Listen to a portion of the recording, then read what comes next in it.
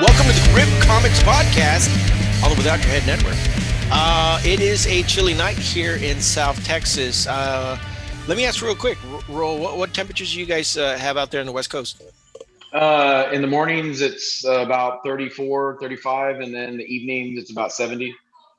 All right. Yeah. Okay. So yeah, we barely hit that temperature, and we're crying about it, and we're about to stop the whole everything that we're doing.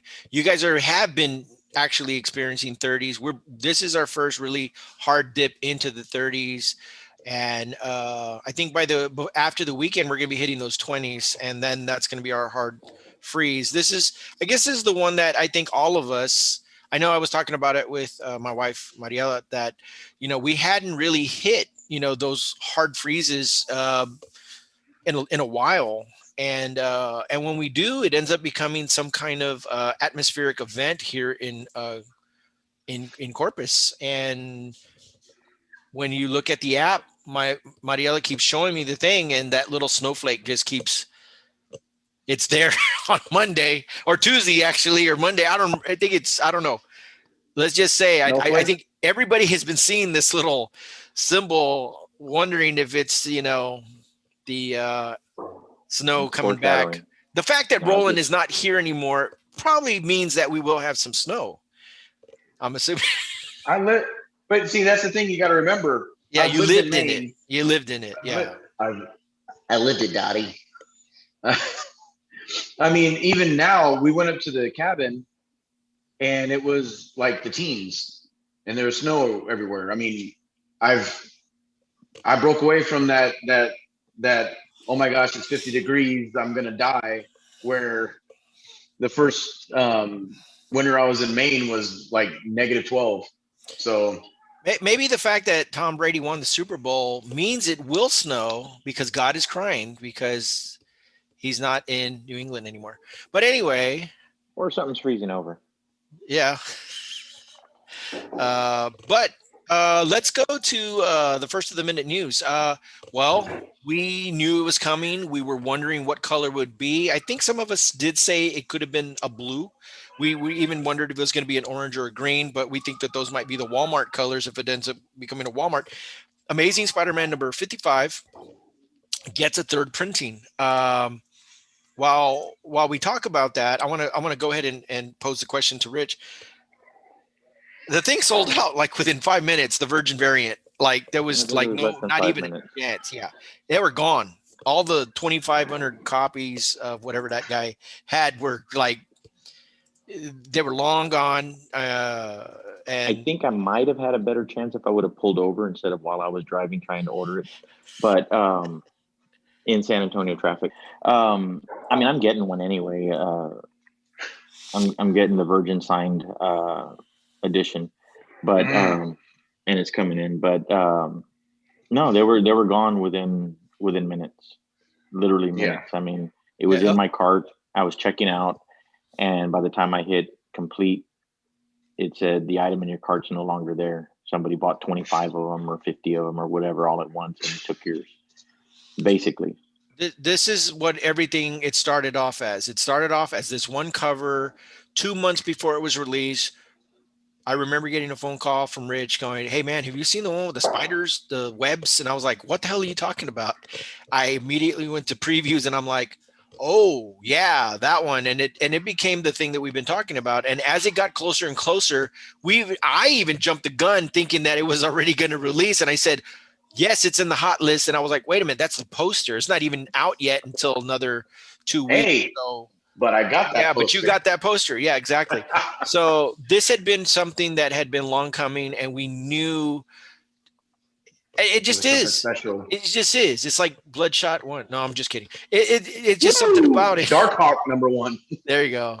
And then now we're here. We're at this one right here. So now it's blue, okay? We were wondering, when it got to red, it would look really cool. And then here comes the pencil, black and white. Is it pencil or is it black and white?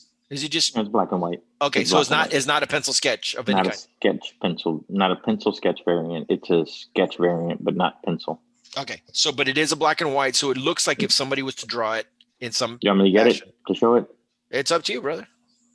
But so Yeah. And then so what ends up happening, we end up going through the colors and we started speculating what the print colors were going to be. And here we go. They actually asked Patrick Gleason, if I'm not mistaken, what color did he want to have? And he basically said red, white, and blue. Or white. Obviously it's white, red, and blue, and then you got the special white ratio or the incentive variant. I'll start saying the incentive variant. So Yeah. here we go. Your background's probably gonna mess with that a little bit if you want to. Yeah. Yes. Now, is that going to show up, or is your overlay going to show up? Oh, it's showing right now, brother. Oh, let me do this. Let me. I'm gonna take this off real quick. So that way. That's what I meant. Yeah. Man. Sweet. So when he sketched it, they just reversed it for the black and white one. No, because if you do a reverse on that, doesn't it turn like a blue, like a bluish green pops up on that? It doesn't. It does not. I mean, if you invert it, you are correct.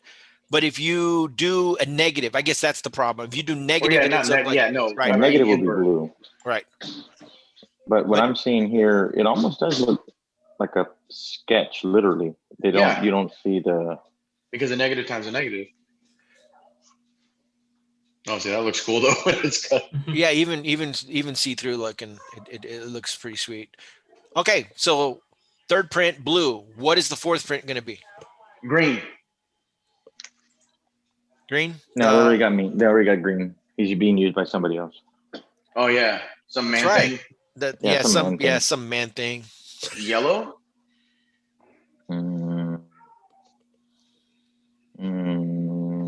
Well, I mean, I'm just thinking of, maybe like gold or silver. You think they'll actually? You know what? That would be kind of sweet if they ended up going back to the black and white, but then it's an actual silver or some kind of metallic paint. You think? Or if they actually go with an actual color foil scheme cover?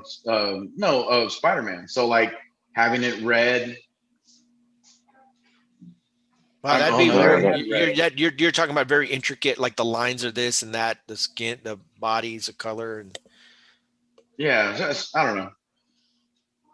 If they go with, you know what, I'm kind of leaning that maybe possibly it could be a green.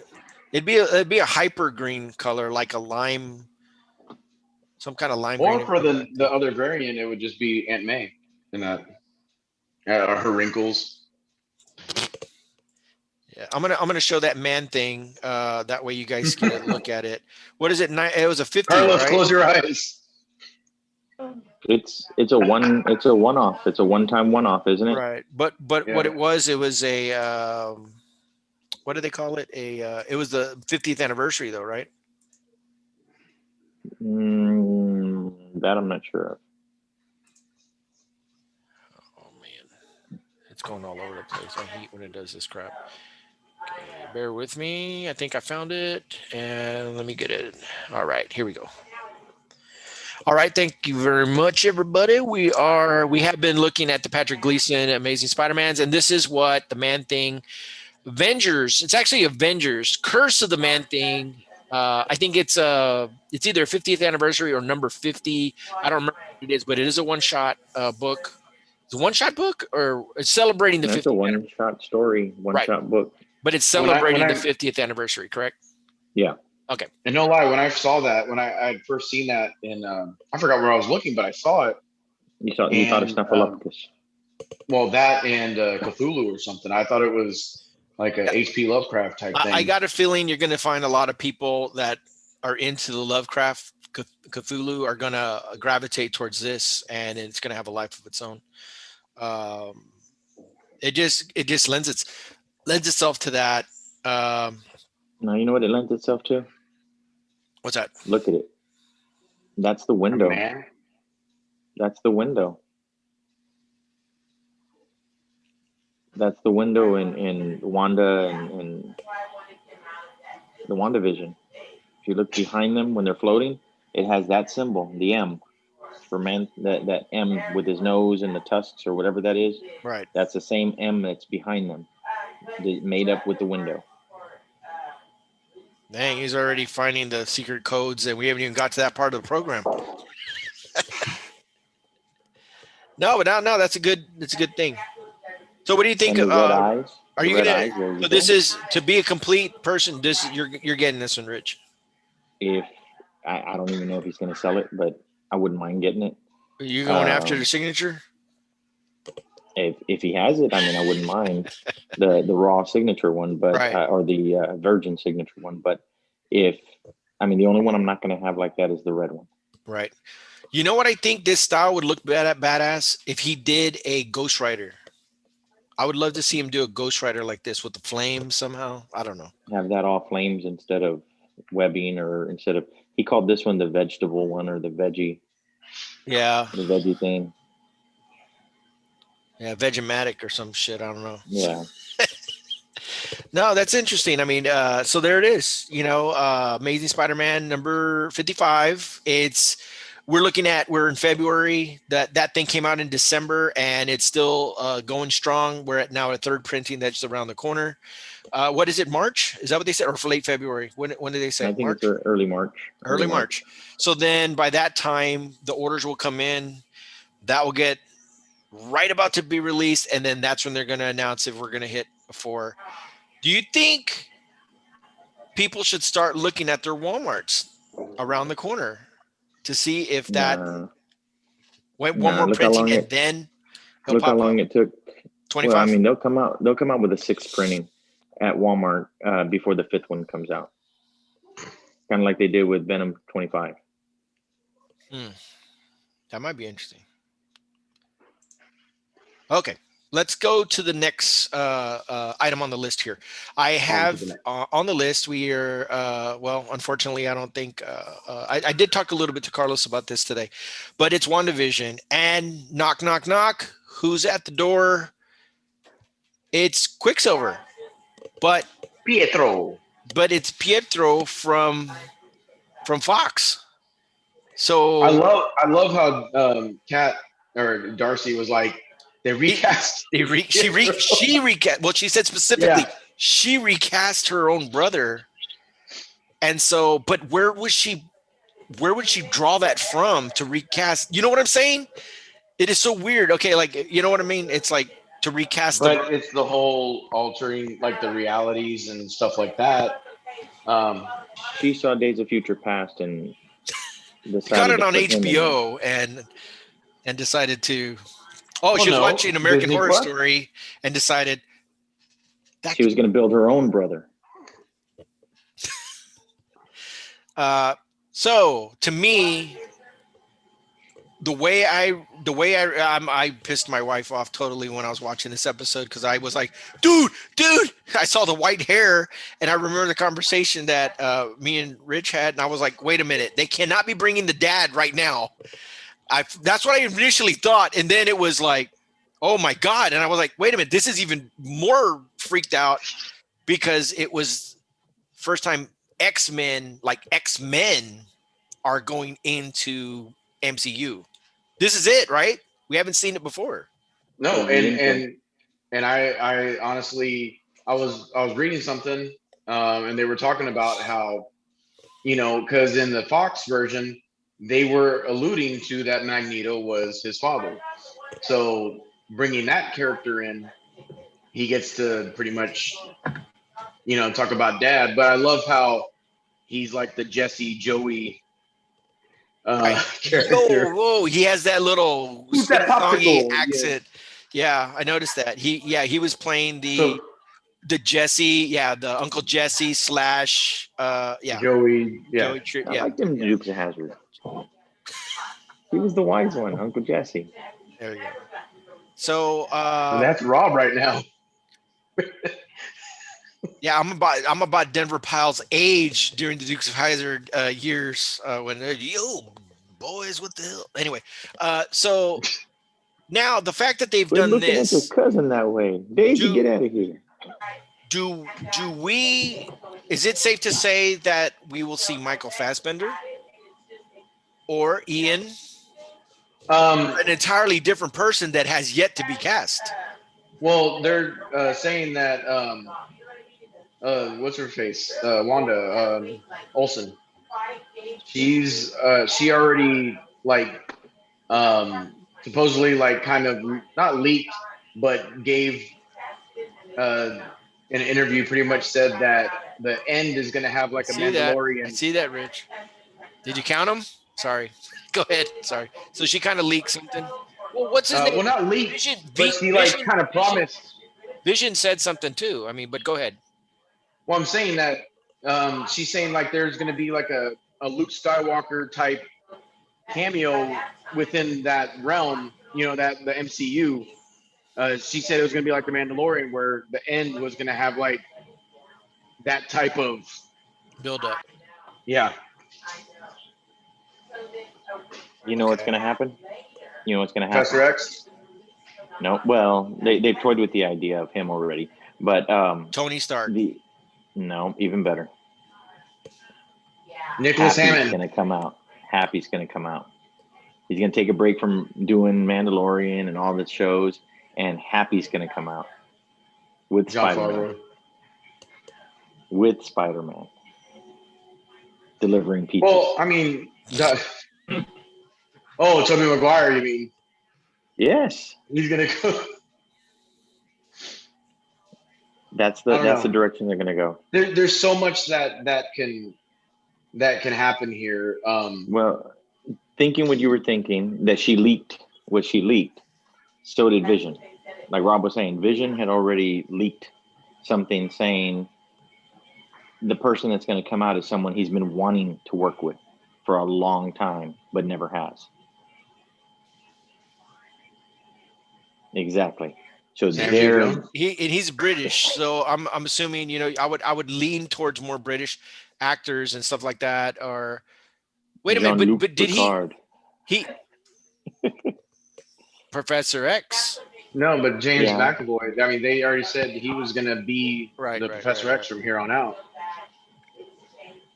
Well, it doesn't mean he's playing Professor X. What if he's playing something totally different? It'll be Fassbender and Ian McKellen. Or do we bring back the original Red Skull? Agent Smith. Hydra. Let's think of that. Maybe we need to think of that. That's the reveal. Hydra reveals itself because there's Hydra all over this thing. Was it the hexagon? Is that what you said? No, that's octagon. Yeah. Eight. Never mind. Yeah, no, the Hydra was the Tesseract. The Hydra was the Tesseract, the box. Tesseract. The Tesseract. Yeah, but he crushed that and took the stones out of it. It doesn't matter. The colors in the thing are all supposed to align with the which of course the last one is going to be Vision's. Because he has the wisdom. The Mind Stone. Yeah, the Mind Stone. And she can't replicate it. Even though you see the glow gold, that's when it explodes. That's when she gets mad. I do like how they pointed out. It's funny though how they pointed out that Wanda could have taken him out if he wasn't distracted. Yeah, they did, and we did talk about that. We've talked about that multiple times. How Wanda was at that point where she could have just totally taken him out, and then they even reference that. It's very they're in the seat that we are, and I think it's very interesting how that they set that up, because they're like they're saying the same thing, a show about the Avengers or whatever, and so they're basically saying everything that we've wondered and stuff like that. So I will say I do like how they were able to work in the hex. Instead of just saying that it's a mutant magical power, so they're hexagon shaped, so they're hexes. Right. And even the guy was like, what's her name? What's her funny little name? Like, Wanda. Like, they have never said Scarlet Witch. Exactly. They've never said the Scarlet. I thought they were going to utter the Scarlet Witch thing and stuff like that, but they didn't. They unless this is where she ends up becoming and eventually gets the name. I don't know. She came out on Jimmy Kimmel like in the beginning, and they straight up like brought up to her how the bottle of wine translates into the House of Misery, and people were talking about how that was the House of M nod. And is that what this is? And she's like, if it's the prop guys, I have no idea. Right. Yeah. No. Yeah. I think she's just the character. Anything deeper than that and fan type stuff, Yeah. that's might as well just throw that to the thing. She's just doing the character and whatever information is given to her. Everything else is just it's left up to the prop guys and the guys that are creating that show to drop all these nuggets in there and stuff like that. I really don't think any of these actors dig that deep into whatever, like the way Unless you're John Favreau. yeah, they don't, uh, and stuff like that. So it's But it's exciting. oh yeah, no, I totally agree. Okay, we lost Rich again. It's like Vision. Never mind. I think where do they go from here? Obviously, we dropped. We're gonna get, I guess, the reunion of some kind. We're gonna get. Hey, he's gonna see his nephews and Or are we gonna get another interruption? Right. Yeah, that's right.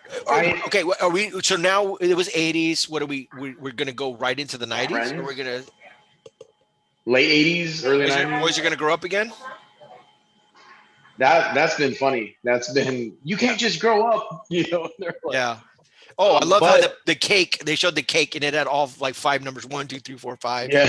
Let's just celebrate all that in the intro show. And so, okay. Well, I mean, and for us, it's an hour and a half away. So we can dive into the, no, it doesn't show up till 2:00 for you. Oh yeah. It's 12 your time. It's midnight for me. Yeah. Okay. Interesting. I've never watched it at that time. I wait. Well, because I used to do that for Mandalorian.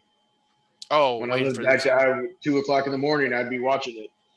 Yeah. Oh yeah, I know. A lot of people would set their clocks and make sure they would want to watch it, and then because all the damn spoilers. Yeah. Who does that? Oh, look, he's back. Let's okay. Batty. What we'll do next time, let's not even speculate what's going to happen next, because I think last time we did it and it came true. So let's just be totally surprised. but I guess, okay, do you think they stay in the 80s? Because I'm still waiting for this Halloween, this trick or treat. I know. That's what I'm waiting for. When does that happen? But it could be early 90s. It could be early 90s show. Because is it maybe Quicksilver that tells them, hey, I'm Quicksilver, you're Scarlet Witch, and he drops the line to her what her name is, and that's why all of a sudden, what? I don't know. Maybe this is the episode coming up that they're going to do all this Halloween thing. Yeah, because she knows him as Pietro. And I do like when she was like, she got her accent back before when. Yeah, it was. She wasn't. Yeah. And it's better that she loses her American accent and it sound, like she's like ticked off, and that was little things that they're adding in. We saw that. Well, if you take a careful look at those episodes, if you watch them again, that's what I think is amazing about these episodes. And we talked about it at some length about how that first episode is crafted, and then the second episode. And I'm glad that they showed those together. And even when they were watching it, me and Mariela were watching it, I remember it got to that part when he starts choking. All the camera angles changed. Everything changed to where it was more like, wait a minute. They broke all of what they had established. And you see this in all the episodes. You see this break when he's coming through the sewer. It breaks that mode that they had set in the production. You get to these moments when the radio, Wanda, can you hear us? And then it breaks it again. The camera angles get intense. Everything changes. It breaks that whole 60s, 50s style. And then something's up. And it was pretty intense when, when they go, wasn't he killed by Ultron? When it got to that point and you got to see it replay, I guess, in part 4, we're like, dude, she's going to just totally rip this person apart. But then the edits now become more obvious. And then we know that she's controlling it. And then we kind of knew, because she was already going no and rewind or whatever. She was rewinding everything and stuff. But But now I do like, again, it's reality altering. It's not just a paint over. They found that out with the clothes because they're Kevlar. Like her clothes were Kevlar. It actually transformed into that. It's not just like it's in your mind, that's what you're seeing. She's just like Scarlet Witch. She's like actually altering reality.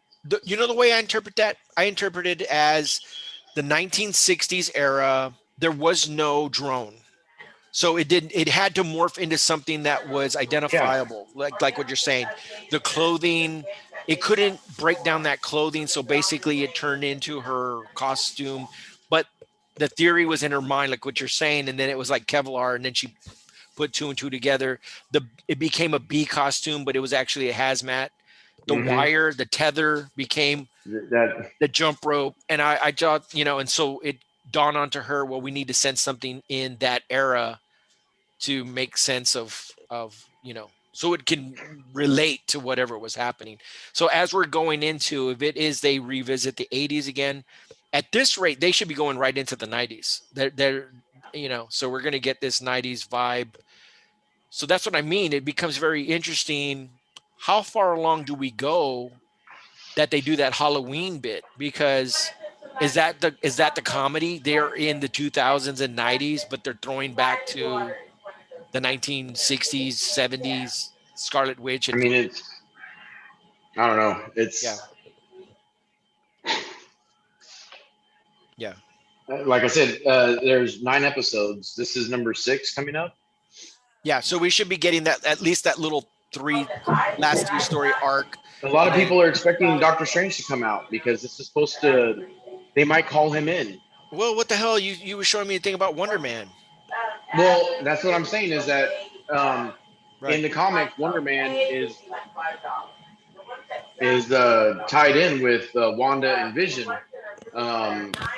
and even him and Vision are like actually like we're kind of bad guys. And actually, another reason they pointed out was when they did that Bewitched thing and they went through the house. In it, it looked like the silhouette of the Grim Reaper's helmet, which is the brother of Wonder Man. That's why they're saying there might be some type of introduction. Yeah, I mean, they're throwing everything in there. To me, the biggest thing that now that they own the property, it has to be Magneto in some shape or form, either leading up to it or that becomes one of the grand reveals. I feel Magneto has to come out. I mean, that would be such a cliffhanger that, because everybody was wondering, well, how do you bring the MCU and the X-Men universe together? And it would be fitting that this is one of those things that launch out in conjunction with a Doctor Strange, because he was always associated with like Scarlet Witch and all that kind of stuff too. So it would kind of they have already said that Doctor Strange will be involved because this show is the prequel to or the leading into the Spider-Verse or the the Doctor Strange, the Spider-Man 3 and Doctor Strange has a show, right? Or is it a movie? It's a short movie. The sequel. It's the sequel to it's Doctor Strange 2. Strange 2. Okay. So it's supposed to lead into Spider-Man 3 and then Doctor Strange 2. Where does Thor fit in? Electric Boogaloo. Well, Thor has his thing going on, but that's probably where Cat comes in. Yeah, they all tie in. It's all tied in. You did catch some things that were said, right? When they were talking while they were watching the TV and she's saying all these things. You heard what Reagan said, right? Or should I call her Marvel Girl? Or, because she is one of the Marvel girls. Or Captain Marvel. But here's the thing. You heard what she said, right? Or what they said, that she knows an astrophysicist.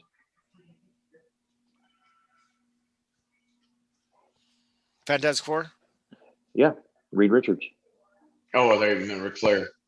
He's supposedly the smartest. He's the smartest guy in the Marvel universe. So you think considered that? Maybe that's they got a movie coming out too. Coming out too. And they cast what's his name, didn't they? Halpert. Jim. Right. Both of us, Jim.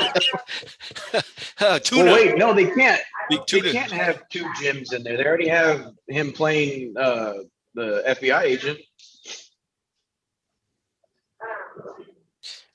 But you don't remember that?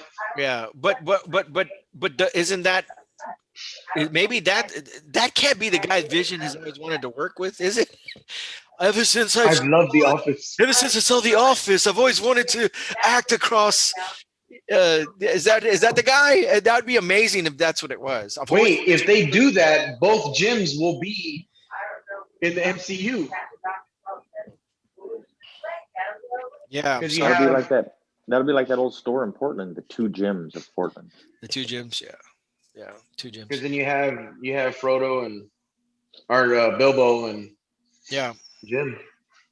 Well, I guess we'll see how that plays out in a couple of hours, I guess, or in 24 hours. But this show will be actually in 36 to 20, 48, 40 something hours. Anyway, this is just as bad as the Spider-Verse. We don't know when these things will appear, but we are actually talking about them, and it'll branch off. It'll branch off to a Wednesday, and after the Wednesday, it'll. Speaking of Wednesdays, let's talk about Jared Leto Joker 2.0. He gets a second crack at acting this. Has there been any actor that has had a chance to reprise a role and completely change the character in a way? That is Brandon a Routh. question. He got to play Superman, twice? That's right. He did. He got to play him once. And then that's right. Yeah. And then he did the Kingdom Come Superman too. But that's right. So it was still off of, because it's so funny in that fight. He's like, that's the second time I've gone crazy and fought myself. I love that line. But did he change the character in any shape or form like the way this is? It's basically a whole makeover. Well, I mean, in a way, he still played the Christopher Reeve, but it was the Kingdom Come, because he's like, I couldn't even save my wife. So if you remember Kingdom Come, Joker went through and killed everybody on the Daily Planet. Yeah. That happened with Brandon Routh's character. And so but he got to reprise it, and to me it was a better, I don't know, he filled into the role a little bit more. It was a little bit older and bigger than, I already watched Superman. I still love Superman Returns. I mean, it's not as good as, of course, the original. No, I like that one a lot. I thought that was a good one. As he got older, I think it was better, because in the movie he should have been older. So in the show he was older, and like I said, he had the black, he had the Kingdom Come S. Right, yeah. And so, like I said, the great line after they fought was like talking about how that was the second time he went crazy and fought himself, which, I mean, I remember when I was little, that was like one of the best fights, because that was like the closest we were going to get to Bizarro. Let me pose this question to Carlos. Carlos, you remember Jared Leto and Tattooed City and yo brother, what did you? So what did you think of that version of Jared Leto? I was completely let down. Even when the imagery popped up, I was not excited to see any of that type Joker character at all. What did you feel about when you saw that version of the Joker, when tattooed up and all that, and the grill and everything? I hated it. Yeah, okay. I did. When I saw it, I remember when I first saw it, a buddy of mine sent me a picture of it. He was like, "Yo, this is gonna be the new Joker now," and I was like, "Is this a joke?" Like someone had to Photoshop this or something. Like, it did look that way. Yeah, it looked that way. And then as like a day or so went by, like it was official. This really is the Joker. And I was like, oh my god. So what do you think when you saw the new images of the Joker? So what is this? Let me get this straight. Does anybody know exactly what this is? This original footage of Jared Leto that they were originally going to use, or is this they brought him back to do the Joker in this manner, or what is the deal on this one? Well, I mean, he brought people back to reshoot. They all came back to reshoot certain parts, and I mean, that could have been one of the secrets or whatever. I mean, it's 4 hours.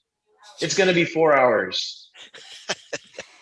Like the Star Wars Episode 9, the re-edit and refilm footage and everything. It's going to be 4 hours, and Episode 8 is going to be 3.5 hours or 3 hours. Or Robert's super cut of Back to the Futures. Yeah, that put him to sleep.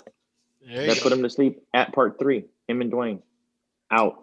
I like the images that I'm seeing of Jared Leto. I like what I'm seeing. It, to me, it harkens back too much to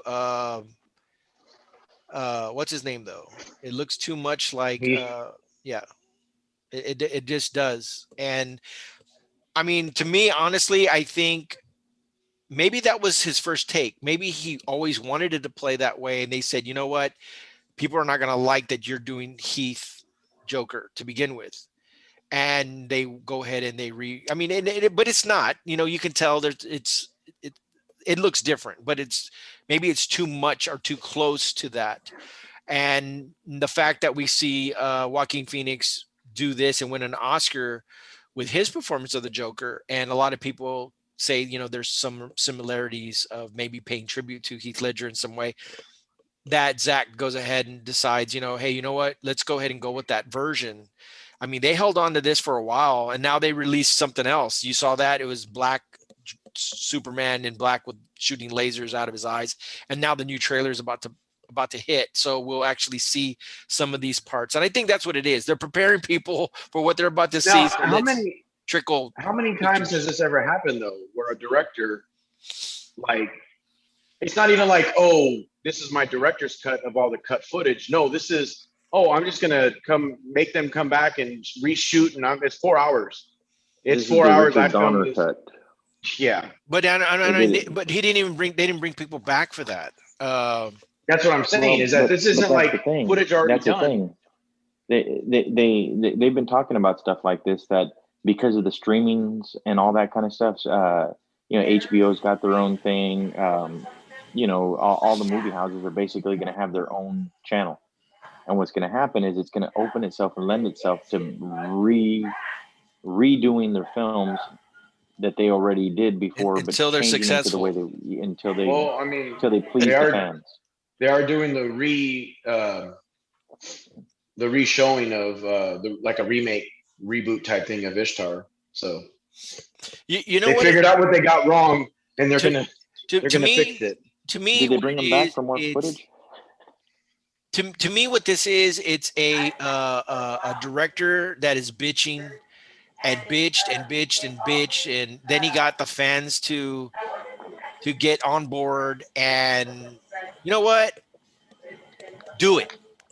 Go do it, and we're gonna give you this because first off, he's a big part of the DC comic book universe. He's making all these books. I mean, Future State. His name is all over that, is it not, Carlos? Zack Snyder's name. It's there. He's like one of the guys driving what this is. And if you don't have faith, I'm assuming Warner/DC, and you have all your, stuff, cards, or everything in the basket with this cat, and you don't allow him to do this, you lose faith, I guess, in your fans. And if you lose faith in your fans, then they're going to drop off and not support anything you're doing. It's already bad enough that nobody likes really anything that they've done. They like Wonder Woman, and they don't like Wonder Woman 2. They like now, and we had talked about this, Rob. It's like, with them doing this, why aren't they doing that with more movies like The Crow, putting all that footage back in there of the Soul Cowboy, and just there's certain movies that was done out of respect for the Lee family. The Brandon Lee's mother said I don't want to see gory, that. We'll wait till she dies. The funny thing is, Rich, they eventually put that footage, but not in the movie. So if we wanted to, we can cut that out and put it back in. Not that it had. That's like if somebody were to take Kiss Me Span of the Part and do a supercut of the. Oh, never mind. I don't know what you're talking about. Anyway, but that's what it is. That's pretty much what it is. The footage has been put there. It's there now. Do you know why they do it this way now? Because they got tired of seeing people do GoFundMe's and Patreons so that they can get paid do the edit that the fans want, and other people are doing the editing and they're not getting paid director. for it themselves. They're not getting the recognition for showing what they could have put in, what they could have done, and other people are doing it, filming their own footage, adding it into the movies. We should do that with Fifth Element. You know. But wait, Carlos has to watch it first. Because you would have to play Zerg. Thanks. One film that I think is interesting, and I'm gonna have to, and I feel for Alex Proyas, and the thing is that he just does not have the funds to do it. There's too many higher ups that are holding on to that, and they want to put a new spin on it. And I don't think that's going to work, because I saw what they did to Valley Girl, and it was so bad. I wanted to watch it. My wife forbid me to watch that. And it started off. I'll tell you, I saw part of it. Oh, Lord. I saw part of it too. Okay, but where did you see it at? I saw it on Prime. Yeah, I saw it at Walmart. I saw it at Walmart on the TVs that were for sale, and they were playing it on there. And I was like, wait a minute. I've seen this story before. Who are these people? And they're singing, right? Didn't old girl come out? Or something? Didn't old girl come out as the mom? Yeah. No. No. No. The not the Silverstone. Alicia Silverstone was the girl grown up, right? Oh, you mean in the movie? In the movie, when she goes back to the 80s. Dottie.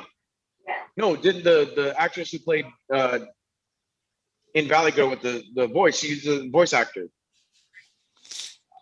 She's the one that sings in the band. I don't know. Yeah, I didn't get that far. Dead? Right. I didn't even get that far. I started the movie. That's the only thing I know about it. All it happened was it was set in modern time. The girl comes home all depressed, and then Alicia Silverstone's, "What's wrong?" Blah, blah, blah, blah, blah. And did I ever tell you the story about when I was? Oh, you mean that Valley for sure, whatever. And he goes, "Yeah, I'm going to tell you my story." And then it starts, and then they're all in the mall. We got the beat. I'm like, what the freak? They're all doing a musical, and she's retelling her story like it was all a musical. So was it in 3D?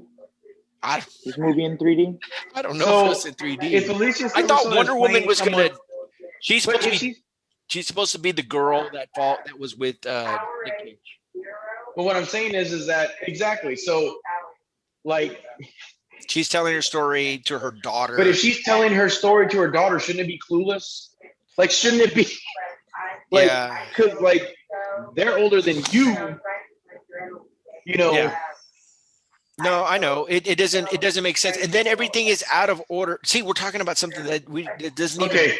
But the thing is, what ends up happening in this movie is like when you say the 80s, when you watch Valley Girl, you can tell it's that 1980, 82 era. When you see that movie, the 80s is like, oh, look, we got a song from 1987. Oh, they're referring to something from 83. Oh, look, that's from 1988, 89. You're like, so they talk about a whole decade as being like the Selena movie and Stranger Things and all this. Selena show. Yeah, the Selena show. That actually goes back a whole decade. They're playing like music that's like way past. Yeah. But I forgot that there's still the second part coming to that season. Lena. But anyway, I did get intrigued by something. Yeah, we're getting extra voices or something. Let me see. Voices carry till Tuesday. Uh-oh. Dun, dun, dun. No, he can put it back. It better be the Fifth Element in the background. No. Oh no, I'll be right back. No, it's if you got it. I don't know if it's a door open or they're like right next to you. He's gonna turn the computer like this, and it's gonna be. She's right here, guys. No, I'm just kidding. But, they're right behind me, aren't they?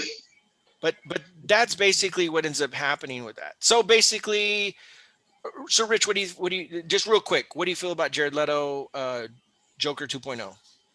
I didn't like his 1.0 to begin with. I mean, there's stuff I've seen of his that is okay, but it seemed fake. I mean, not that the Joker's a real person, but it didn't seem legit. It didn't seem authentic. It seemed, I don't know. It didn't go over well. If he pulls this one off, maybe, I mean, it's his do-over, you know. Yeah, that's what I was kind of thinking. Maybe I mean, I'm still trying to figure out what movies are going to come out with Superman, because he signed on to 3 more movies, and I guess they probably put a clause in there. Well, I'm thinking that they probably put a clause in there where he can't grow a mustache, because it costs more to remove his mustache than it costs to film half the movie or something like that. On his last one, they filmed that. Right. So, I mean, who doesn't love Jordan Catalano? Where do you stand on the 2.0 Joker? Jared Leto role. Kind of like Richard, I didn't care for him, and it's not, and I tried to give him a chance. But then I had to watch Suicide Squad, so that wasn't, I tried. I'll give it another try. I mean, I like Justice League. See, that's the funny thing. I like Justice League. I like Ben Affleck as Batman. I really do. And so I'm going to give this, especially with the way they're making it seem like he's going to be coming out in the Batman's vision or whatever, like when he's in his trench coat. Right. I mean, either that or that's just artist renditions. But I mean, I want to see where it comes. I'm intrigued. It's 4 hours, but dang it. Yeah. With it's around the corner. An all day, it's around the corner, right? What, mid March or end of March or something like that, or what? Is it? Is that why they pushed Godzilla King Kong back to May? Probably. I don't know. Carlos, what do you feel about the Jared Leto 2.0, the redo Joker? I'm intrigued by it, actually. I'm not gonna say that I like it, but because I mean, it's just, we only got 1 or 2 pictures of it. Yeah. But I'm very intrigued of it. I'm like, finally something like what I kind of like imagine what it was supposed to be like, not this Joker on crack or whatever type of thing. Cholo Joker. There are some people that do not like Jared Leto, and they just clump everything that he does into this shit pile, and they don't like it and all that kind of stuff. And that, more power to them and stuff like that. My thing is, I respect his commitment to a character. I saw him in the Buyers Club movie. When he came out with Matthew McConaughey. I saw him in Blade Runner. I've seen him, where he plays the Mark David Chapman. His commitment level to changing his body and trying to commit himself, to his role. Maybe he's not the greatest actor, but for physicality and all that, he does send himself to that level to try to achieve the certain appearance and stuff like that. And I think that there are some moments that you get this glimmer in his performance that you're like, wow, he's hitting it right there on the spot. Does he hit it all the time? Maybe not. I'm kind of intrigued, just like Carlos said. I definitely want to see how he plays this out. But you know what I mean? It's a different interpretation of the Joker. It's we've seen it played so many different ways, and it'd be interesting to see how that translates in this movie. I'm looking forward. Not only that, you're talking about Jared Leto. I mean, Morbius, that's going to be coming out, and he is the integral part of giving us Tron 3. I don't know if you've read or seen his interviews where he's like, they're pushing forward with this. And he is going to be, he's pretty much helping produce, like they're writing a script, like he's like trying to get that feel. Right. And so, I mean, if he puts his heart into this, like he does, like you're saying, and all this other stuff, I mean, that's exciting. So I'm going to give him a chance. Of course, I'm giving this whole Justice League a chance because, again, Batman, Superman, I mean, it was it was one of our dreams as a kid, watching Super Friends and, the Justice, just the cartoons, that we were with, I mean, I'm hoping in this cut he brings, the Wonder Twins in. That would be cool. Well, maybe that's going to be the secret that we'll see in the trailer, and you'll see this little. Well, because it's funny, they actually brought the Wonder Twins. Yeah, in Smallville. In the thing. Well, Smallville, and then they also did it in that crossover thing. Yeah, with Gleek at the end. Yeah. Which anyway, unless they bring Marvin and Wonder Dog. Yeah, there you go. But now on the Batman stint or the Joker, I would say I wouldn't have minded if they would have brought out the Capullo Joker, where the face was stretched out on him and he had his face removed and that kind of thing. well, see, I think that is interesting that we've seen so many interpretations in comic books and stuff like that they haven't ventured into something more dramatic in that fashion where it does something crazy like that. I mean, we The have serial the killers. scars, you know what I mean? That was kind of extreme, I think, for we hadn't seen something that was very much like actual scars that were going into his face. Yeah, but that was from the popsicles. When Yeah. it Yeah, you just kind of just do that. But and then, I don't know. And then to me, the psychology, the mind F that you get when you watch the Joaquin Phoenix version, it's it's like it's like one of those paintings that those Renaissance paintings that they're so intricate and you can see like they're a tortured soul person, and you're just looking at it and you're wondering, how the artist drew this and the pain that's on these paintings, you know what I mean? That's the way I felt when I'm watching the Phoenix performance of the Joker. I like the movie. I mean, it's the great thing about the great thing about that movie, the Joaquin one, is that at the end of it, you don't really know if that's what happened because he's the one telling the story. Yep. You can never trust this. You can't trust the storyteller or the narrator of that story because it was coming out of somebody that was flawed and stuff. So from the get-go, when he's there and he's just telling the story, and then he ends it all in a comical woo woo, it's like this hasn't been real. This is totally. And then he kills the person he told the story to. Right. I mean, because we talked about this, it reminds me of Heath Ledger because he changed up the story on how he got his scars to fit what he was talking about. But it gives you that feeling of Brad Pitt Interview with the Vampire. Yeah, he's when Scott's telling the story. Does he bite Brad Pitt? Does he not bite? I was also going to say that it's also in the vein of what is it, Fight Club, where the narrative being told, it makes you rethink of everything, and you can't trust the narrative. You cannot trust the story that was being told to you because the person is not of sound mind. So then you have to question everything that has been told to you thus far, and so it's a self-contained story that is told in this person's mind, and it doesn't disrupt the canon of anything that was set prior because you cannot put 100% faith into the character that was telling. Well, I mean, exactly. And it's beauty. It's a beauty thing. To change up the character of Thomas Wayne to start right.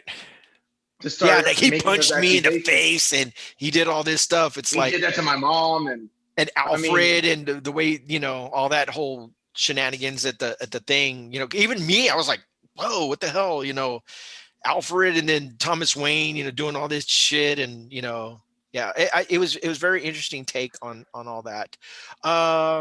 We'll put a pin in that. What? They do it in Cobra Kai. Johnny's take on the way he was treated. Right. His interpretation, of events.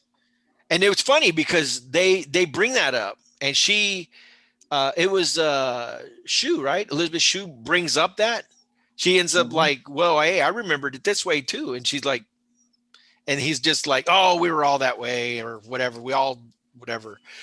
Now, don't they bring up? I'm gonna totally bring up something totally different. Are we getting to the point where Kreese is actually going to be the father of Johnny, and actually impregnated the mom before he went off to war? Because he doesn't know his true dad. He was adopted into this family raised by this other guy. Are we going to get to that point? I've never seen Cobra Kai, so I'm not. Oh my God. What do you mean you haven't seen this thing? 3 seasons of Cobra Kindness. How? I haven't even seen Karate Kid. Now that I'm kidding. Woo! Right there. We're going to send you on the... I was like, where's Jackie Chan and freaking... Yeah, the kid. Yeah. Yeah. Anyway, that's for another subject, time and place. What's that? That's a Yeah, we need different to. alternate universe that Yeah. branched off into a different timeline. This one is kind of just like a quick thing. I don't want to go into a deep dive on this, but it's some things have happened in the Star Wars universe. Richard kind of alluded to this in the last episode, and the thing is that Kennedy has been removed. Kathleen Kennedy has been removed from certain Everything but aspects. one show. Yeah, everything but one show. She's been removed, and that's at the request of Lucas and some others, or is it just Lucas mainly? Or do we not know? It's just I think Lucas approached the main guy, and of course the other two were behind him, supporting. But I think it was spearheaded by Lucas. So see, I didn't even know that Lucas was still active. I mean, I thought he kind of just and he was like a Stan Lee, where he was just a figurehead.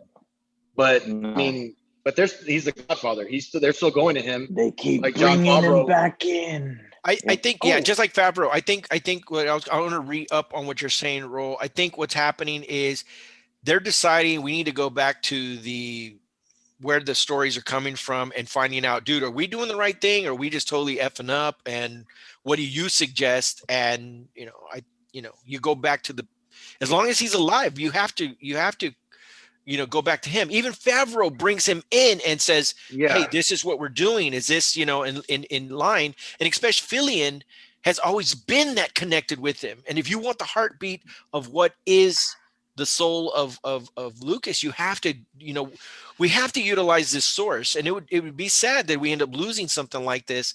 And he doesn't have some kind of play into it. And I think that's where Richard said that they're going to give him a crack at not making it over, but I think a re-putting together of that thing is not mistaken. They had a lot of cut footage, and they're going to finish the cut footage, and they're going to piece it all together. They're going to re-edit, I believe 8 and 9, but they're not doing 7, just 8 and 9. So they're gonna reconnect it with what was being established on Force Awakens. And then I believe one of the terms that they used was she will become a Kenobi, not a Palpatine. That's where Rey will be. Wow. So we're talking along the lines of a Donner cut. You know what I mean? They were like kind of reconnecting his original vibe, and that would be interesting to see that. I don't know how that's going to fly. 2 years from now. 2 years from now is what they're targeting. 2023. So what ends up happening? An event happened. It was just announced as of our recording. It was announced yesterday, and it became the news across the world. But I don't want to really focus on that because I mean that's not what this show is about. We want to talk about what comes out after. And in comic books, we want to talk about what the books are. We want to talk about what the shows are. We don't want to get too into that, what had happened, but let's talk about a character that was established within 2 seasons as a strong character in The Mandalorian. And there was hints that person was going to go off and spin off into their own show, part of a group, or leading a major part of another show. So what ends up happening to something of this nature? Or Rich, what do you think? Or Carlos, do you think when it's something like this happens and you remove a character, it could, let's just say it was a passing of a character and all that kind of stuff, various things either happen. You either recast and you just put another person in the role. You remove that character entirely and put another character and just give them a different name, and they assume that persona, and then we'll have to do some retelling. Or do you just cut your losses and then try to proceed like the person didn't exist? And what do you think is going to end up happening in this moment? Either one of you guys. In that light, I saw something that was just posted today. The main star, nobody was speaking. The main star finally came forward and was supportive. The only cast member or person involved with the show came forward as of today, if I'm not mistaken, and was supportive. I mean, you're talking supportive of the decision made, or supportive that no. Supposedly, they're not gone yet. Supposedly, it's people saying they want her gone, which, and that was in the story of that I saw today, that she's not gone yet, but they want her gone. That the fans, the or not the fans, masses but the are people, the masses are pounding. Got the torches and they're saying get rid her of her. out. Okay. But at the same time, he came out supportive. The only person involved with the show so far to do so. I mean, we're talking a strong role model for young ladies and in the in the industry today. But I mean, you run the lines of not that she was the star of the show, but at the same time, they've replaced stars because of different. I mean, the Valerie show. Oh yeah. She was like, "Hey, I'm the show's named after me." She was gone and became the Hogans. Yep. They could go another route and the change Connors. Dick Sargent with Dick York or vice versa. And all of a sudden nobody was supposed to recognize them. That they switched it out on Bewitched. You're looking at the Brady Bunch. The Brady Bunch. They did it in there. The storyline could lend itself to, okay, they just don't revisit her, if they end up getting rid of her. Right. I don't think they have to kill the character off, but at the same time, they don't necessarily have to revisit the character. But at the same time, I don't think it would warrant killing a character off. I mean, there's things like they put a pin in it and wait for the heat to kind of go over a little bit, kind of like James Gunn. James Gunn was let go because of his old tweets, but now he's back at Guardians of the Galaxy 3, and he's returned, and it's still there. I mean, he did what he did, but time has passed, and they in order for it to resume. They did that. I can see that part right there. I can see them putting we'll just move along. Don't kill anybody off. And then if time, maybe a guest appearance somewhere down the line, but maybe not as much of a presence in the state of affairs. I'm assuming not at this point in juncture. You don't want to do that. Not just yet. Yeah. I mean, it could backfire and become detrimental if they do something extremely drastic. But I've seen it done too, that way too, where they've just literally killed off a character and explained it off that, they had a heart attack and they're no longer on the show, and they wrote it into, Dan from the Roseanne. And then all of a sudden they come back and he came back with them. I'm like, what? Yeah. And now the main star's gone in that one too, and it's called the Connors. Yes. No star is too big, even for their own show, that they cannot be removed. Obviously, that has been very much well documented. We've seen stars actually leave shows, and they have other Sanford and Son. They had some issues in that at some point where stars end up leaving. Lamont ended up, and then they end up. Oh, the whole show revolves around the big the what is it it was like a white guy and Fred. You know what I mean? The show's just kind of changed a little bit. The biker. Yeah, the biker guy. Yeah, they owned a bar. And Julio, or something. Julio still came over, and yeah, all the other side characters. Yeah, no star is too big, regardless if it's a side character or a main character. Anything can still happen on a show, and so time will tell what ends up happening with this one. Carlos, did you hadn't watched really? Had you The Mandalorian? No, okay, I don't have Disney but you've been hearing what's been going on, right? Yeah, I've been seeing articles and pictures and videos popping up about this situation and all. Yeah, it's unfortunate that was it like tweets, right? Yeah, kind of similar to like the James Gunn situation, right? Yep, very much so, and that's why I brought that up. It's like it's not appropriate and in the James Gunn situation, they went back into his past. I mean, we're talking about several, years of these weird tweets that he would make and off-color remarks and stuff like that. And that's before he was in the radar of being a mainstream filmmaker. He was still this independent type, underground type, director and stuff like that. And when they mentioned that his name was being that he was going to make this big film, everybody's kind of taken back. I mean, they're like, what? He's going to do Guardians of the Galaxy, and everybody didn't know what to expect, and it became a huge success.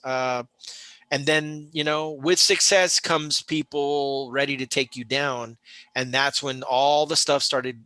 They started uncovering his past and stuff like that. You can't get too big without politics. somebody. Yeah, it's just like politics. Yeah, you can't get if too you're going to big. run for office, you can't have no skeletons in your closet because they're going to dig them all up. Yep. And once you tweet something, it's out there. Yep. It's in print. You cannot. I mean, you can delete it, but somebody screenshot it. Somebody has it somewhere. Recorded somewhere. Somebody has it. And that's what happened to him. So, you could say it's very much the same thing. But then again, a lot of it was connected with a very polarizing entity that was in office. So, I think this one is going to take a while. If they let her go, leave of absence, whatever they want to call it, or they just kind of, hey, you know what, we're just, for now, let's just let things cool off and we'll see the way things play out later down the line. I really think, like I'd mentioned to my brother, I don't think they're going to come back too fast with the Mandalorian season 3 just yet. I think we're going to go into the Boba Fett thing for a little bit. We got other Star Wars entities coming out, and then you got the big movie, that, like my brother was saying, they got this big movie that's coming out in about 2 years. Who knows what the state of affairs will be, and maybe you end up seeing a Mandalorian kind of come back, a little bit later on. Caspian, you got Rogue Squadron, you got Ahsoka, you got Kenobi. Yeah. You've got, there's a lot. There's a lot that they're working on. They got the High Republic. They got that one in the works too. The High Republic. That comic book has actually been coming out. It's hard to get a hold of. Actually, by the way, if you want to get. They got third printings out already. Yeah, and they already found. I guess they're gravitating towards this one dude. He looks like some kind of beast looking guy, and everybody wants the covers of this dude because I guess that's maybe considered their Darth Vader type guy or their antagonist. Yeah, their antagonist character that everybody's kind of gravitating. Maybe that's not the end result guy that's going to convert everything, but everybody's kind of gravitating to that guy a little bit. But it seems kind of interesting. So there's still a long time. I just kind of wanted to throw that out there and find out anything. But as we do with our show, we always kind of look into the comic books that are coming out for Comic Book Wednesday. The week that we're going to be talking about is February 17th, 2021. I've kind of taken a gander into the future, and I kind of looked at a couple of books, and I want to kind of run across some of them with you guys. So this is what it's looking like right here. That's the Jim Lee cover for Future State, next Batman number 4. And that's going to be the variant cover, which it states right there. And it's got your cover. Okay, tell me if it goes away. Still there?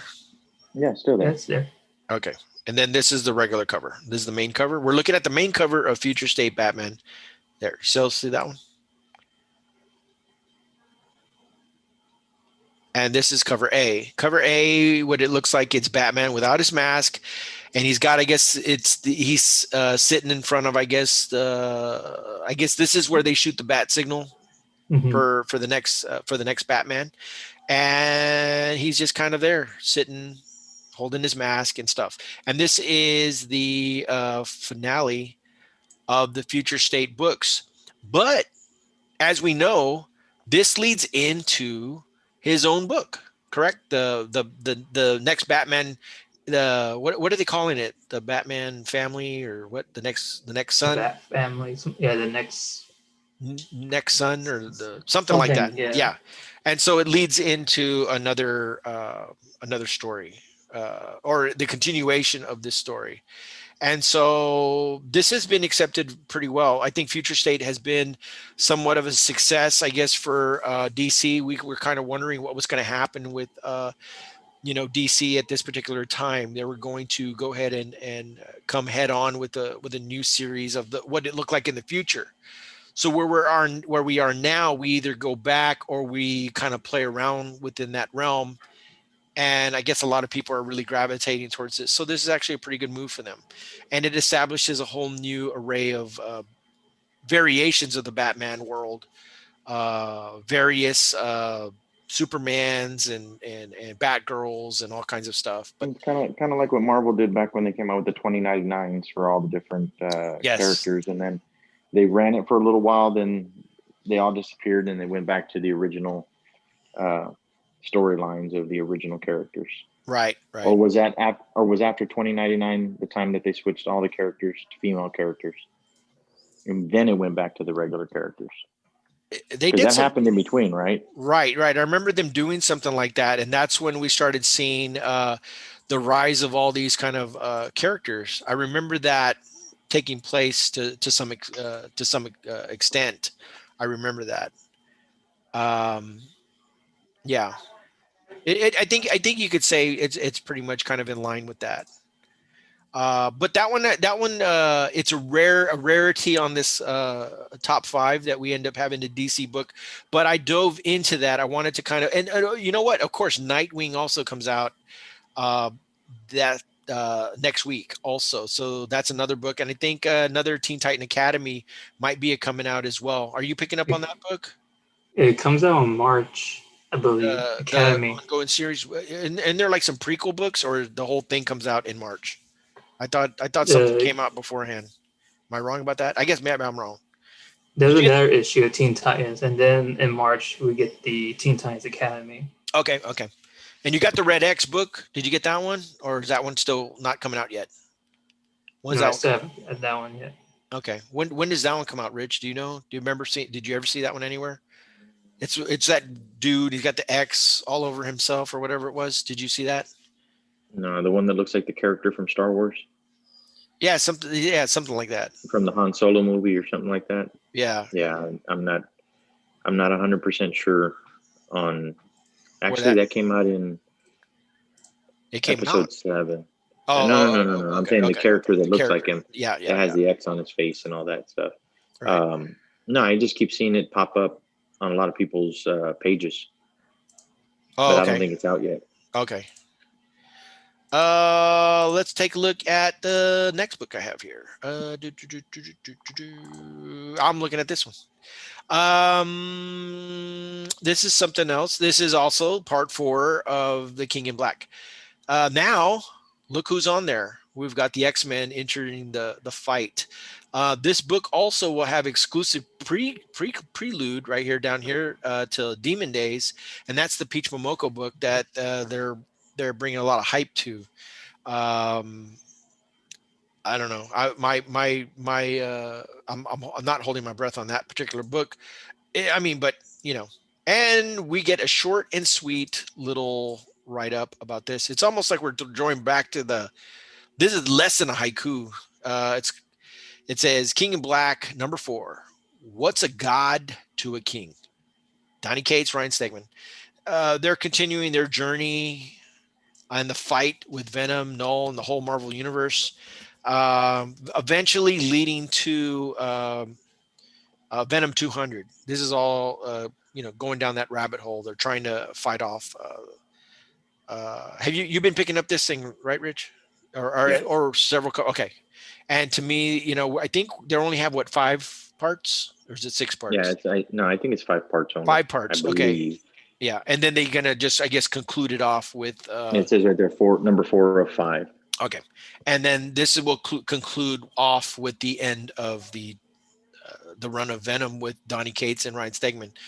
So this one is definitely that'll be Venom number 35, which is Legacy number 200. Yeah, Legacy 200. And their last book of Venom. Yeah. So there it is, King in Black number 4. You definitely want to pick that up if you've been reading that run. Do you guys get this one? Carlos, it's finally coming out. It's finally coming out. The Last Ronin. It's not a reprint, and it's not a director's cut, and it's not another reprint. It's actually the #2 book. Do you think this will fly off the shelves as fast as the other one, #1? And do you think this will be hard to get if it isn't already on your pull list or anything, Rich? Well, what I'd like to know is how many people went and bought the second printing thinking it was the second book. And then the director's cut thinking it was the second book. And by the time this one comes out, they might even forget that it was even out. Right. Yeah. No, I mean, it took so long. It took so long for everything to come out. The next one's even, going to probably be not as long, but it's, I don't know. I guess they were giving it enough time to sell all the different covers they had of the first one. Yeah, no kidding. I mean, I'm going to get, I think, the 1 in 10 cover. Okay. Just, They're not going to have as many covers as they did the first time around, right? Because that was a heck of a lot of covers. Yeah, you never know. You never know. This is, I know some Turtle fans, and they go, I mean, they're paying $50 for figures right now at Target. Oh, wow. Jeez. The Kerrang with the brain in his belly and all that kind of stuff. Yeah, the retro figures. Yeah, they're paying $50 for the 2-packs. And and they got a lot of different ones like it. So this one does hint to an unexpected new ally. The Ronin meets a unexpected new ally. So I thought the first book was a lot of fun. I liked the way it built up, and I liked the way it led off. So it would, and see, well, look what it says here. And what role does Baxter Stockman play? That's a name from the old days there. That's Running the Fly. Yeah, I think so. Yeah. So it's interesting that we're getting throwback names. I remember that. Is it Baxter Stockman or is it Brundle Fly? Help me! Help me!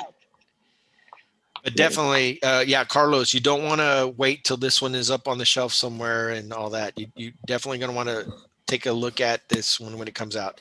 So coming out February 17th, Teenage Mutant Ninja Turtles: The Last Ronin #2. That one's coming out. Another book that I have right here, it's from Ed Brubaker and Michael Lark and Sean Phillips. It is a collection collected in trade back for the first time. It's called Scene of the Crime. Mr. Brubaker has been red hot on his crime books. This is back in print for the first time in trade paperback form. It's a lost crime noir masterpiece. It has been out of print for a long time.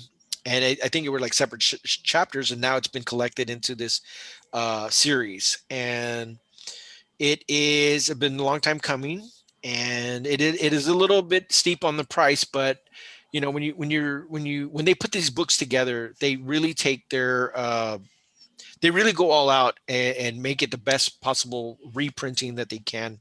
That's actually a fair price for a trade paperback. That right there, because how thick they normally are. Right. Ed Brubaker has been red hot with a lot of his collections. I think he had Pulp, and then he had a couple of other ones that have come out in the past couple of months. And so this definitely is one to pick up. Should be available in most comic shops. I don't think it'd be very hard to get. And of course, if you end up going to the internet, you can probably pick it up on Amazon and all that kind of good stuff. So Scene of the Crime, trade paperback from Image Comics, definitely coming out. Looking at that cover makes me want to hear Psycho Killer. Oh, there you go. You know what I mean? It has that feel to it. I like that color. You know what? I don't know. For some fleeting moment, I keep thinking of the Fabulous Killjoys. You know what I mean? That kind of vibe. Yeah, they have that same color scheme technique on some of their covers. Some of those variant covers and stuff like that. The next book I wanted to take a quick gander at, and this is the one that I'm probably more than likely going for the #1 pick. It has been long out of print. Before it even came out, Scott Comics, the minute they announced that this was coming out, Black Cotton, from Foreman, Hawkins, and Perugini, there's been a big buzz on this one. Some of the alternate covers have been long sold out. The #1 version has been sold out. When you go to Things from Another World, you're not going to find it. You go to Midtown, you might find something, but it's like maybe some alternate covers or something like that. But this has been really hard to come by if you're looking for it. You can't find it. It's way, like, I don't know when they're gonna. I think a second print might be quickly coming out, but um, it's set in an alternate reality where the social order of white and black is reversed.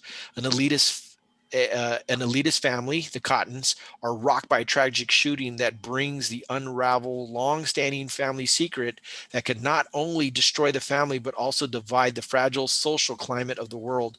So we're playing on the reversal of the white and black and stuff like that. Scout Comics is definitely going all out on something like this. It's something that is in the heartbeat of what's going on in America right now. It's a hot topic, and Black Cotton is definitely going to be one of these books that are going to be hard to get a hold of.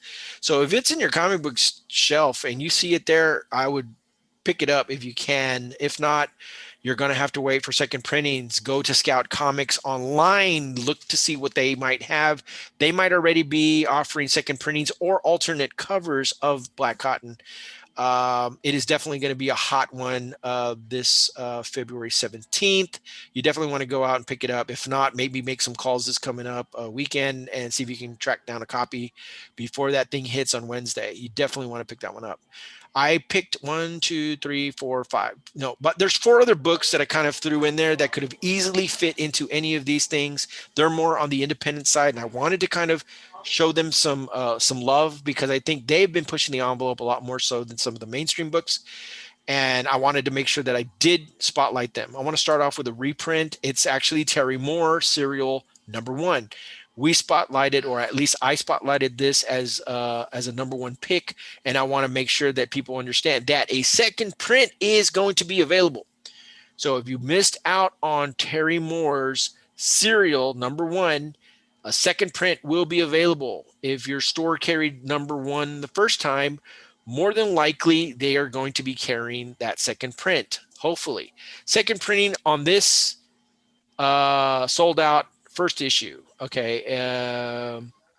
And it's it's a premiere. It's a start. Might want to go out to your stores.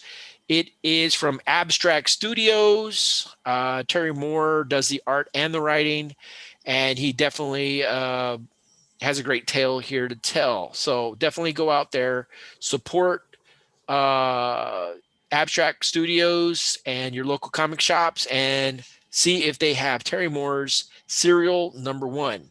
The next book that I was looking at is this one. I love when these guys do retro covers. It's Vault Comics L Hollow Heart. It's actually Hollow Heart #1, but I love how they stylized it like this in the retro look. It's definitely a throwback to those Marvel books and stuff like that. And I love everything about this look in this book. It is from Vault Comics. They did this already a couple of times with some other books, and I love when they pay tribute to something in the past, and this is what they're doing with this one right here. So it's all actually Hollow Heart #1. This is cover B from Tim Daniel. Go out and get this one from Vault Comics, Hollow Heart #1. And how can I not put this on the list? It's from Archie Comic Publishing. I normally we don't, Archie books or just whatever, but I thought this one was just so classic. I love the cover.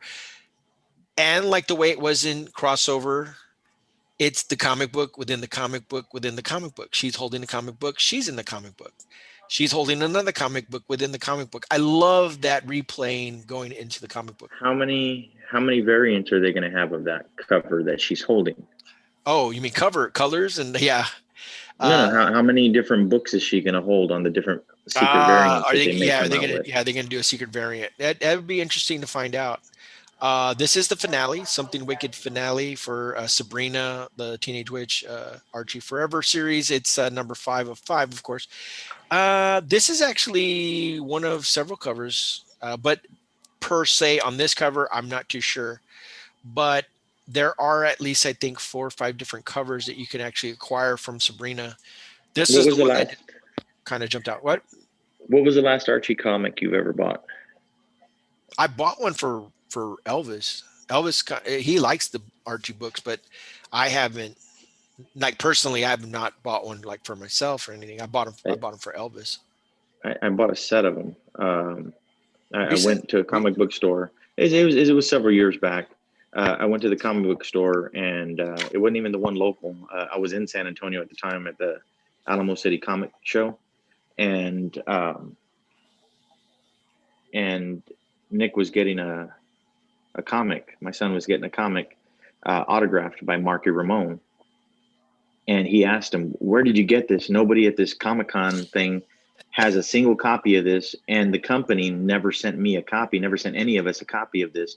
And it was the Ramones, and they had like a multiple different covers and all this kind of stuff, and they're all in different poses, all different, some of them on the stage, some of them doing Archie and the different things. Ramones type thing. Yes, and so that afternoon, after the first day of the Comic Con, um, I went to Alien Comics and I picked up all the different covers, gave them to Nick, and said, "Go give these to Marky Ramone," because they didn't even give them to him. Right. And he took them to him, and he looked at him and he goes, "Pick any picture you want. I'm going to personalize you an autograph. Uh, I'll sign my book. I'll give you whatever, and this is awesome. Thank you." And and that was, I think, Wow. shoot. I'm trying to think if that's the same one where the Cobra Kai guys were there and David Tennant was there from. Um, it might have been the one after that, but I think that might have been the one.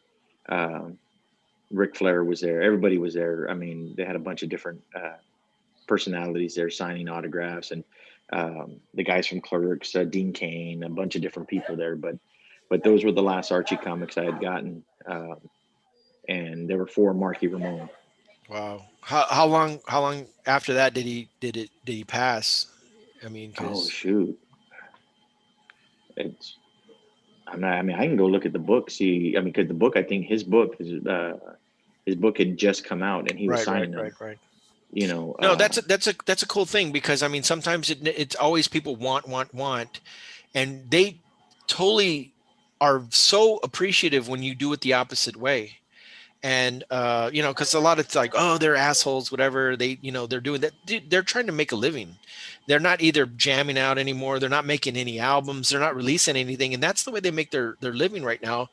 uh Going to shows, autographing, writing their book, hoping that you buy a copy of the book and all that kind of stuff. But then when you end up giving them something, most of the time they're very appreciative of the gesture and are willing to trade, something that they can offer to you to them, and that's a pretty cool moment. I think that is a very cool thing there that you guys were able to do for something like that. And I think you've done stuff like that on more than one occasion. I have another friend that does something similar to that when they hear that one of their idols or at least somebody that they know that is kind of in a, I want to say, in a celebrity kind of realm, they're kind of like wondering, hey, I never got my thing. And then you end up surprising them when you approach them with like, hey, you want copies of these? And, they're kind of like, taken back in a way, right? but they're actually really appreciative of that. That's really cool.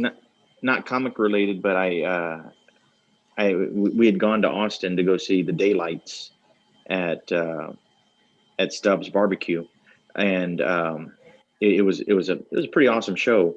And I photographed them and everything like that. And I don't remember if it was the next day or at least a couple of days later. Now, mind you, I had just seen him in Austin, and I think 1 or 2 days later, I saw him again at Chapel Hill, North Carolina, North Carolina. I and remember you telling me and this story. I put together a 16 by 20 of all of them photographed individually, and then a big old group photo of them on a 16 by 20, and I took it to them, and I took them a copy for them, and then I took a copy to get autographed, and they were just like, "You came all the way." You saw us in Austin, and you came all the way to North Carolina. I mean, I was there for a business trip. Right, right. And at the time, my sister-in-law was working with us, so she got to go as well. And they were like, "Hey, wait a minute, we know you guys. We just saw you the other day in Austin, And they Right. were tripped out, and it was awesome. But yeah, they signed my copy, and I gave them a copy to have for themselves. Very So cool. No, and that's the little things I was talking about. Those are those cool little moments and stuff like that that end up playing out that way, and then you end up that gesture. It's the gesture, and I think that's really cool. So there you go. I just wanted to quickly. It's interesting how the Archie. When's the last time you bought an Archie book, and it ends up being that the Ramones Archie collaboration is the last one you bought. But there you go, guys. Sabrina the Teenage Witch, Archie Forever series, number 5 of 5. Definitely the finale that you guys have been waiting for. And the last book, I got this one. It's the long-awaited issue number 2 of the Recount. I actually had Recount number 1, second printing on the top 5, and I wanted to put this one on there because it's one of those books that you can't miss. If it doesn't make it on my top 5, I wanted to make sure that I did mention it on the show. The Recount number 2 is going to be out. It is a hot book right now. It flew off the shelf on its first run. That's why, of course, Jonathan Hendricks and Gabriel Ibarra Nunez are crafting this tale that you definitely want to be part of. We had such a crazy last 4 years, and the story that these guys have put together is you can feel it. You know what I mean? The tension of what we've been experiencing and stuff like that. But what these guys are doing out at Scout Comics, I got to take my hat off to them. And, companies like Vault, Behemoth, and Scout Comics, which, by the way, we still need to do that recap of Scout Comics. I just want to let people know that you need to go to their website. You need to see some of the stuff that's coming out. They've got lots of hot exclusives. If you join their Scout Comics join group or whatever it is on Facebook, that gives you the inside bead on some of these books that are hard to get. They will do like special runs of like 100 print run of a certain book, and they'll give you the inside tip when there's an alternate cover, and you can get it exclusive first from them.